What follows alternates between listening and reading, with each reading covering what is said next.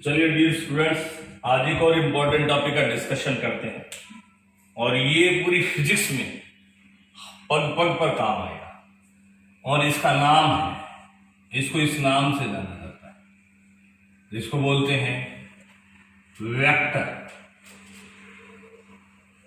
ये जो टॉपिक है वेक्टर, ये पूरी फिजिक्स के डेरिवेशंस में, न्यूमेरिकल्स में हर जगह आपके काम में आता है। और वेक्टर का मतलब होता है सदिश,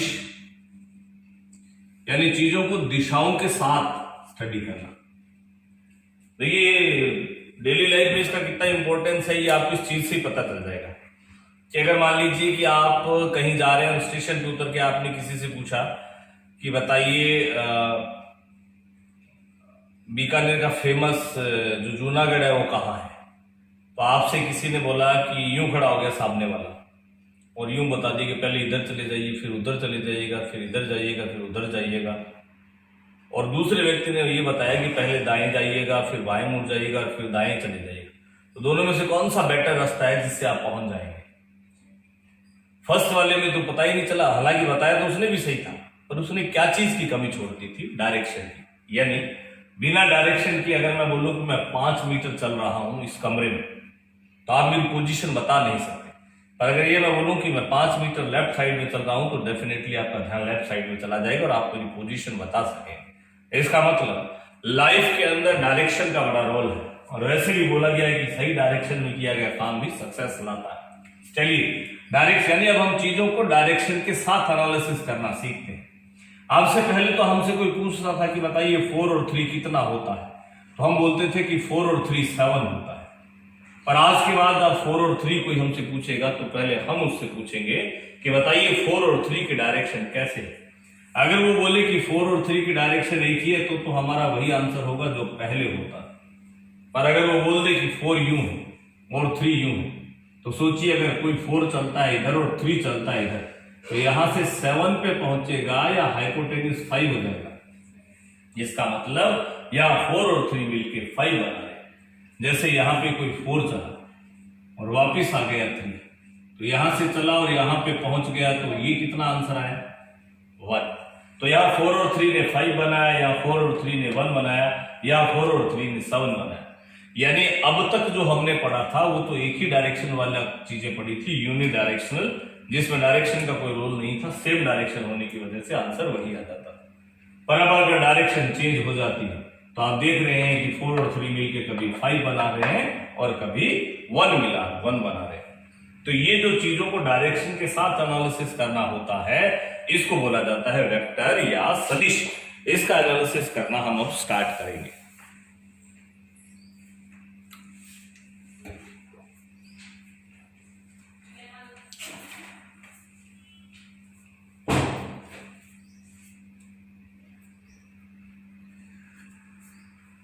चलेगा, तो सबसे पहले ये जो मैंने बताया 4 और 3 का 5, 4 और 3 का 1 और 4 और 3 का 7, इसी का कैलकुलेशन करना सीखते हैं। अब इसको 4 और 3 का टोटल नहीं बोलते, इसको बोलते हैं 4 और 3 का रिजल्टेंट।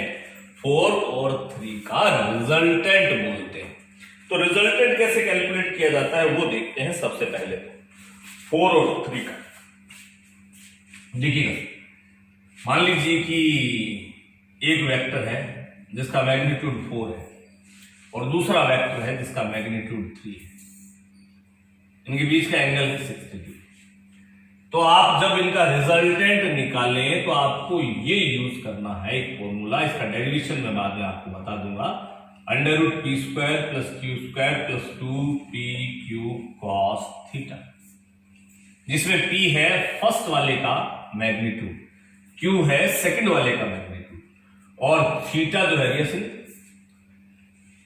ये पढ़ा हुआ है क्या आपका? थीटा जो है वो इन दोनों के बीच का एंगल है। तो चलिए r जो आएगा वो आएगा √p की जगह 4, q की जगह 3। इसका डेरिवेशन मैं बाद में बता दूंगा। p की जगह 4, q की जगह 3, थीटा की जगह 60। तो ये बन जाएगा 16 + 9 2 × 4 × 3 cos 60 1/2। तो 2 से 2 कैंसिल होके कि 25 और 12 √37 बन जाएगा। इस टाइप से करेंगे। इसका मतलब ये जो रिजल्टेंट है इन P और Q पे तो डिपेंड करता ही करता है, साथ में इन दोनों के बीच का जो एंगल है, डायरेक्शन है, उस पर भी डिपेंड करता है। तो आज के बाद जब भी आपको रिजल्टेंट निकालना हो तो आप इस फॉर्मूले को माइंड में फिट कर लीजिए। कितना? P² + Q² + 2PQ cos theta under the root P magnitude of the first, Q magnitude of the second, theta is the angle between the both vector. ऐसा हम कैलकुलेशन करेंगे। इससे ये भी पता चल गया कि हमें कॉस का भी रिक्वायरमेंट पड़ेगा, तो मैं कॉस की एक अलग से टेबल बना देता हूं। cos 0, cos 30, cos 45, cos 60, cos 90, यहां तक तो आप जानते हैं। दो और वैल्यू लिख देता हूं, cos 120 और cos 180। cos 0 1, cos 30, cos 45, cos 60, cos 90, cos 120 -1/2 और cos 180 जो है वो -1 होता है। ये आप यहां तक तो आपकी वैल्यूज ट्रिग्नोमेट्री टेबल में पड़ी हुई है, ये वैल्यूज और आप देख लीजिए। ओके, अब इन वैल्यूज के बेस पे हम रिजल्टेंट निकालना सीख रहे हैं, जिसका कि फॉर्मूला हमारे पास है under the root of P² + Q² + 2PQ cos theta. ये हमारा आज का कॉन्सेप्ट है। Is it clear? तो चलिए कैलकुलेशन स्टार्ट करते हैं। सबसे पहले कोई हमसे ये पूछे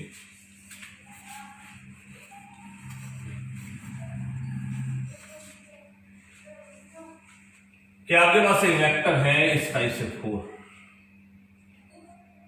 और एक दूसरा वेक्टर है 3, तो इनका रिजल्टेंट आपसे पूछा है। तो इसको मैंने P बोल दिया, इसको Q बोल दिया, दोनों एक ही डायरेक्शन में, इसलिए थीटा 0 हो गया।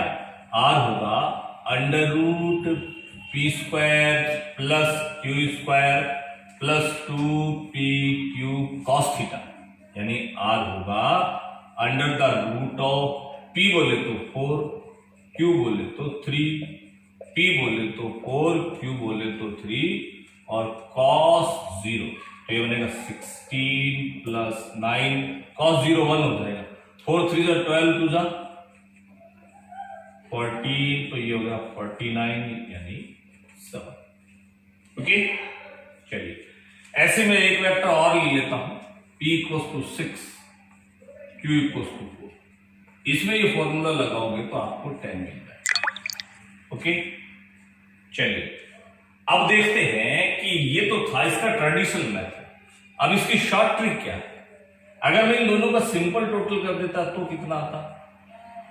इनका भी अगर मैं सिंपली टोटल कर दूं तो कितना आएगा? 10। तो आज के बाद याद रखिएगा, जब भी आपको दो वेक्टर एक ही डायरेक्शन में दिखाई दे तब उनके रिजल्टेंट के लिए ये वाला बड़ा फॉर्मूला लगाने की जरूरत नहीं, आप डायरेक्टली P + Q से उसका आइडिया दे देंगे। यानी अगर मैं आपसे पूछूं कि एक वेक्टर 6 है, दूसरा वेक्टर 2 है, तो आप डायरेक्ट बता देंगे कि दोनों एक ही डायरेक्शन में है, इसलिए इनका रिजल्टेंट कितना होगा? 8। इसको आप नोट कर लीजिए।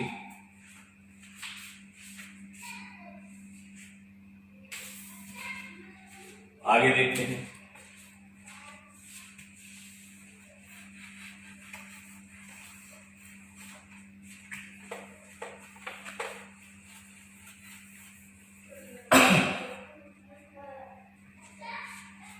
चलिए उसने बोला कि ये है P4 और ये है Q3, एंगल अपोजिट है इसलिए 180। फॉर्मूला क्या है? P² + Q² + 2PQ cos theta. P की जगह 4, Q की जगह 3, P की जगह 4, Q की जगह cos 180 होता है -1, तो बन गया 16 9 25 -24। ऐसे अगर मान लो मैं एक वेक्टर 8 ले लेता हूं और दूसरा वेक्टर 6 ले लेता हूं और बीच का एंगल 180 ले लेता हूं, तो इसका रिजल्टेंट मुझे 2 मिलेगा। कैसे मिलेगा? इस मेथड। अगर मैं शॉर्ट ट्रिक यूज करूं तो आप देख रहे हैं कि इसको डायरेक्ट ही माइनस कर दूं तो कितना आएगा, इसको भी अगर मैं डायरेक्ट माइनस कर दूं तो कितना आएगा। तो आज के बाद याद रखिएगा, अगर दो वेक्टर एक दूसरे की अपोजिट डायरेक्शन में हो और रिजल्टेंट पूछे तो आप डायरेक्ट ये फॉर्मूले की आपको जरूरत नहीं लंबे की, डायरेक्ट ही उन दोनों को माइनस कर देंगे। जैसे अगर कोई बोले कि ये 6 है और ये 1 है तो रिजल्टेंट आप सीधा ही बता देंगे, इनका रिजल्टेंट है वो कितना होगा 5। कोई डाउट? चलिए, तो 2 ट्रिक्स हमने सीख ली आज के बाद में कि अगर एक ही डायरेक्शन में वेक्टर आ जाए तो रिजल्टेंट के लिए उनको डायरेक्ट प्लस कर देंगे, और अगर अपोजिट डायरेक्शन में आ जाए तो रिजल्टेंट के लिए उनको डायरेक्ट माइनस कर देंगे। Is it very clear? एक कॉन्सेप्ट और देखते हैं, ये 4 है, ये भी 4 है और इनके बीच में एंगल है 120, तो इसको P बोल दिया, इसको Q बोल दिया, इसको थीटा, तो R equals to under root P square Q square 2PQ cos 120, तो ये बन गया 16 cos 120 होता है -1/2, 2 से 2 कैंसिल, ये बनेगा 16, ये प्लस माइनस कैंसिल आउट होकर कितना आ गया 4। इसका एक एग्जांपल और लेते हैं। मान लीजिए कि ये 6 एंगल है 120, तो आ रहा है under root P square Q square 2P भी 6 Q भी 6 cos 120, तो ये बनेगा 36 2 इंटू 36 माइनस 1/2, 36 माइनस से प्लस का कैंसिल आउट होके 6 बन जाएगा। कुछ समझ में आया? 4 120 4 6 126, यानी आज के बाद एक चीज और माइंड में फिट कर लेंगे, इस टाइप से जब दो वेक्टर सेम आ जाए और उनके बीच का एंगल 120 डिग्री हो तो रिजल्टेंट के लिए no need of copy pen, resultant भी उनका सेम होगा, यानी आर भी वो आ जाएगा। जैसे अगर कोई मुझसे पूछे कि ये 10 है, ये भी 10 है, एंगल 120 है, तो आप रिजल्टेंट बिना देखे बता देंगे कि कितना आएगा 10 आएगा।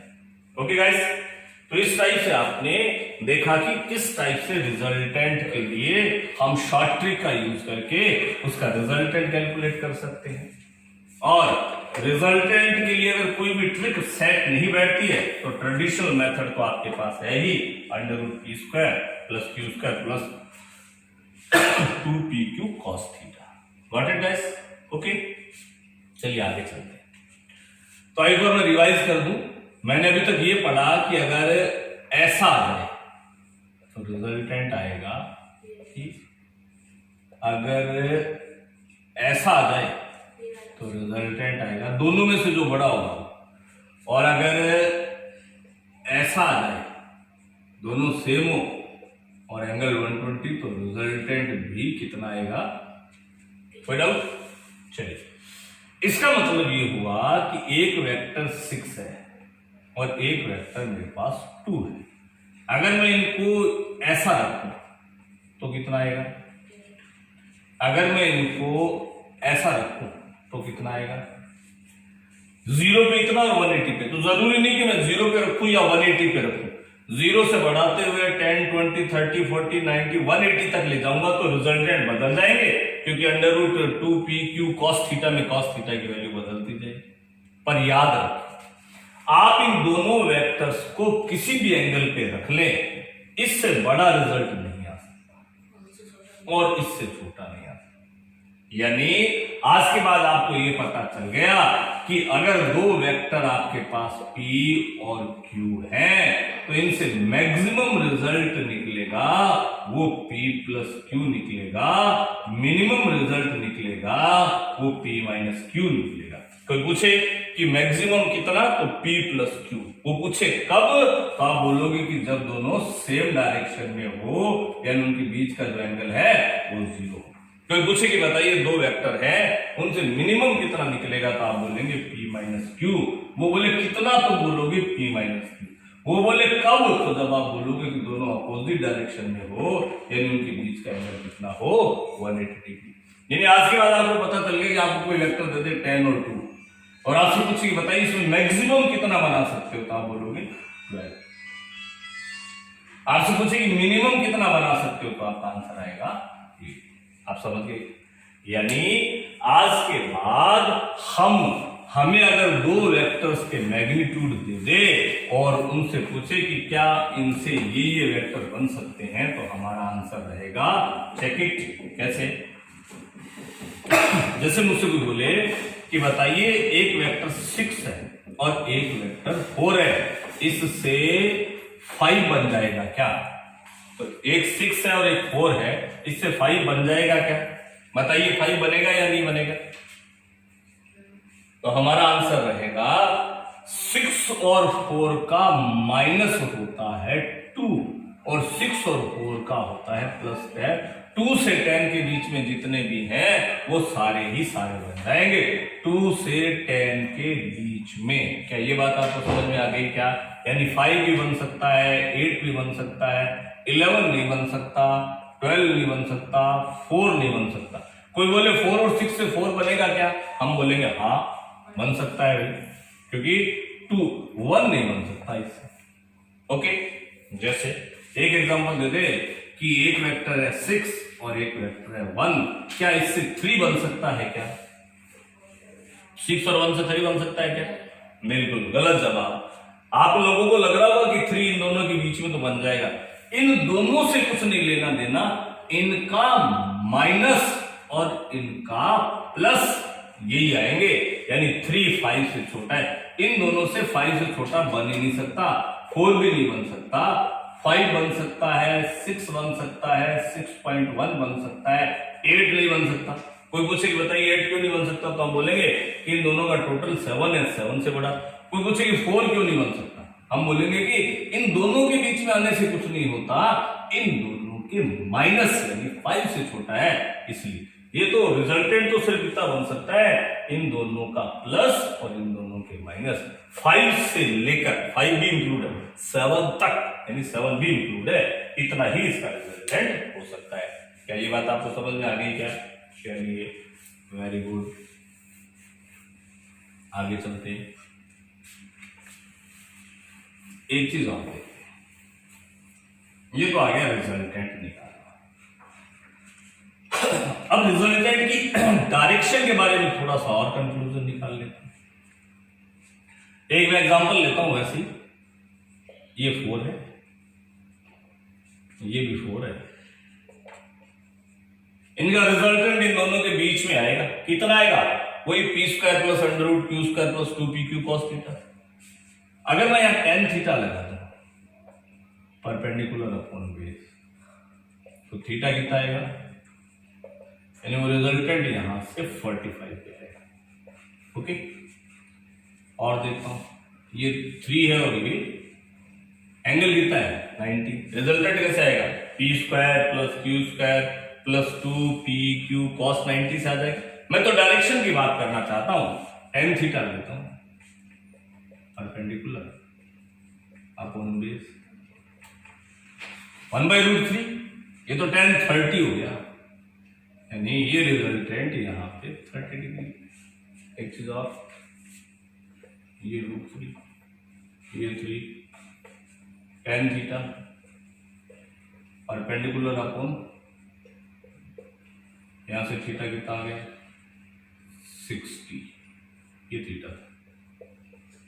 चलिए अभी कुछ समझ में नहीं आया, अब जो मैं स्टेटमेंट दे रहा हूं उसको गौर से सुनिए। अगर दो वेक्टर सेम है तो उनका रिजल्टेंट एग्जैक्टली मिड में आ रहा है। दोनों सेम है क्या? मिड में नहीं है, तो दोनों में से बड़ा कौन है? √3 या 3? उधर की तरफ चला गया, क्योंकि 45 होता तो बीच में आता, किधर को चला गया? बड़े की तरफ। इन दोनों में बड़ा कौन है? 3। तो 45 होता तो बीच में आता, तो किधर को झुक गया? 3 की तरफ। तो क्या मैं एक चीज बोल दूं कि if 2 vector is same then resultant will be exactly in the mid. और अगर दोनों सेम नहीं है तो मिड में नहीं आएगा, वो रिजल्टेंट बड़े वाले की तरफ झुक जाएगा।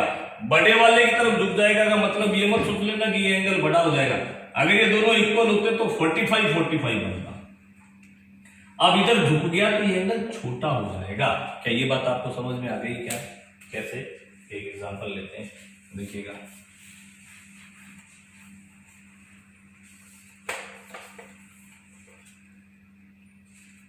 अगर कोई बोले कि ये है P और ये है P और Q इक्वल है और एंगल बोलते हैं अल्फा बीटा, तो हम क्या बोलेंगे?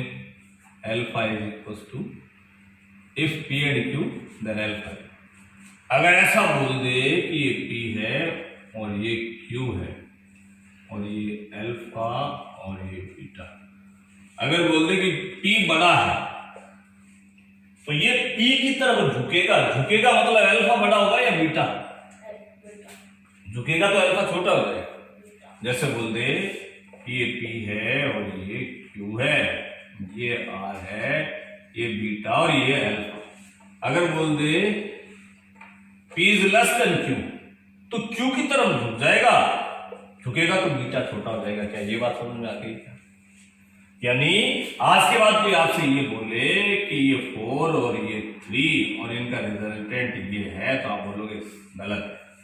आप बोलो कि ये 4 और ये 4 और इनका रिजल्टेंट ये है, ये 4 और ये 4 इनका रिजल्टेंट ये है, तो आप बोलोगे गलत। गलत क्यों? क्योंकि 4 और 4 सेम है तो रिजल्टेंट एकदम मिड में आएगा। आपसे कोई बोले कि ये 4 है, ये 3 है, ये इनका रिजल्टेंट है, ये अल्फा है और ये बीटा है, alpha is greater than beta, तो आप बोलोगे गलत है। क्योंकि जो बड़ा है उसकी तरफ झुकेगा तो एंगल अल्फा है वो छोटा हो जाएगा। झुकेगा उसकी तरफ ही जो बड़ा है पर एंगल छोटा हो जाएगा। तो ये कंक्लूजन हमने निकाला क्या कि अगर दो वेक्टर सेम आते हैं तो रिजल्टेंट मिड में जाता है। अगर दो वेक्टर सेम नहीं आते हैं तो रिजल्टेंट बड़े की तरफ झुकेगा और बड़े की तरफ झुकने का मतलब ये है कि जिधर झुकेगा वो वाला एंगल छोटा हो जाएगा। जिधर झुकेगा वो वाला एंगल छोटा हो जाएगा। ये इसलिए गलत था क्योंकि बड़ा ये है, ये इधर झुकना था। ये इसलिए गलत हो गया क्योंकि दोनों बराबर हैं, बीच में जाना था। बीच में जाना था क्योंकि बराबर है इसलिए गलत हो गया। ये इसलिए गलत हो गया कि बड़ा ये है, इसकी तरफ झुकेगा, इसकी तरफ झुकेगा तो अल्फा बीटा से बड़ा नहीं होगा, अल्फा बीटा से छोटा होगा। इस टाइप से दो वेक्टर का रिजल्टेंट और उनकी डायरेक्शन का एक प्रीव्यू आपके दिमाग में होगा, तब आप फिजिक्स और मैथमेटिक्स के सारे क्वेश्चन करना सीख जाएंगे। ऐसा ही नेक्स्ट वीडियो में अपन इन वेक्टर के साथ और एनालिसिस करना सीखेंगे। Thank you very much.